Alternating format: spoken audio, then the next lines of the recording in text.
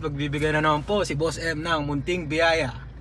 Kung sino man nakakalam ng lokasyon ni Boss M, halika na.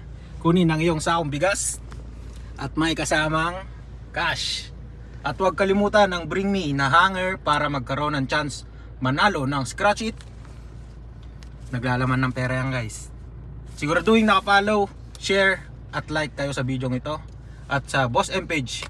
Shoutout nga pala kay na Jericho Bautista ng Santiago Isabela, Dexter Lawrence Garcia ng Isabela. Sino ba? Matt Apelianes ng Pudtol, Apayao, Rufa May Vergara Garcia ng La Union. At last, si Jeros Terence Passion ng Tugigaraw City, Cagayan. Ayan guys, puntahan nyo na kami. Ingat. At huwag kalimutan ang helmet para siguradong safe po tayo makarating dito.